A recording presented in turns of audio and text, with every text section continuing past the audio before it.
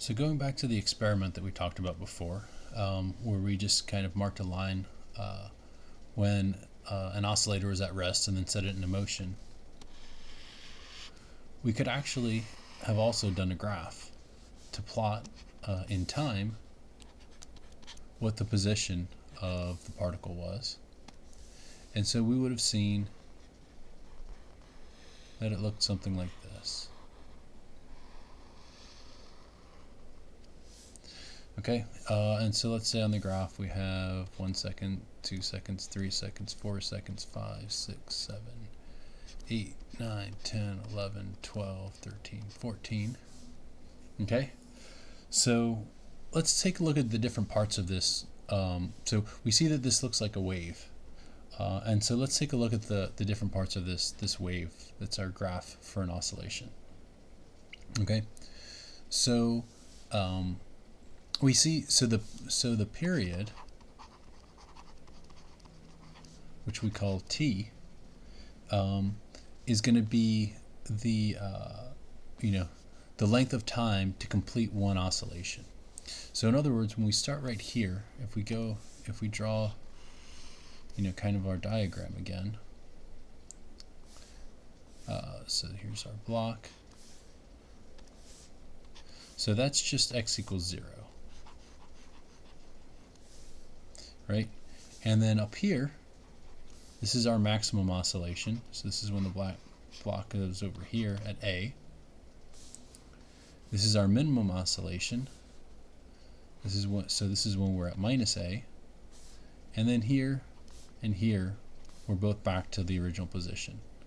Okay, but notice at this middle spot, when we're back to the original position, that we're coming back here, but this is our first time back. So to get back to this position A, we go through the middle twice.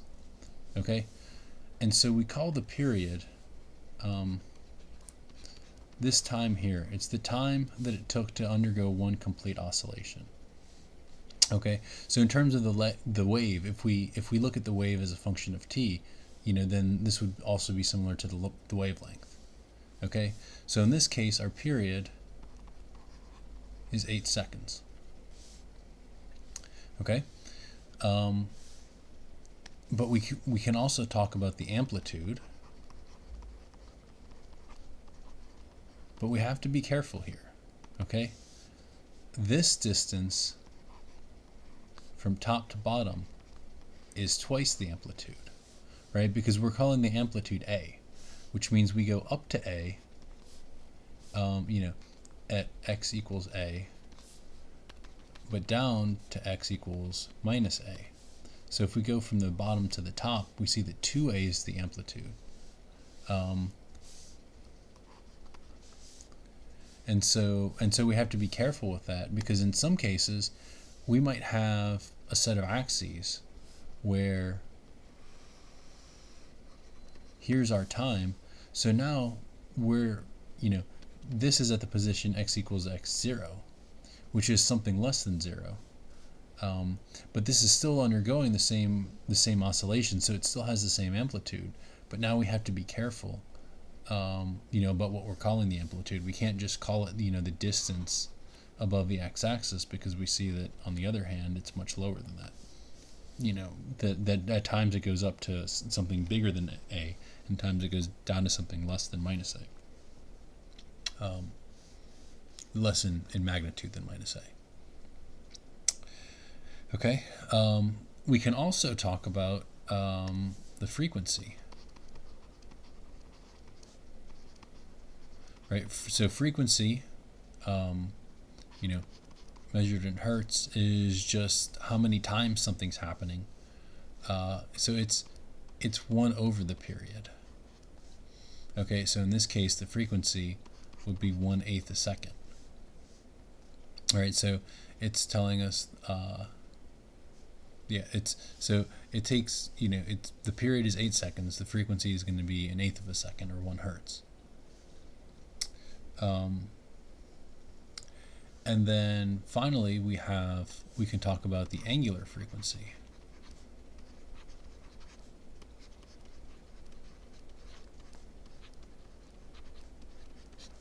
and that's omega.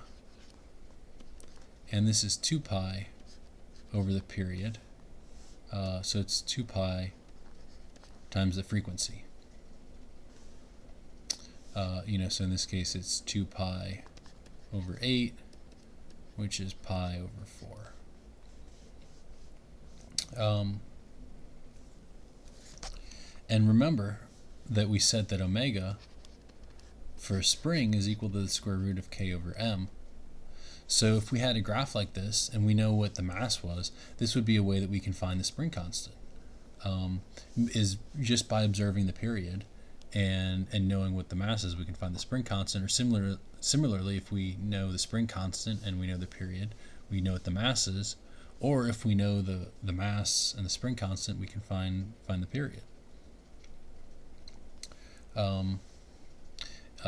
Because again, now we see that t is going to be 2 pi, the square root of m over k. And so this is the period of oscillation for a spring.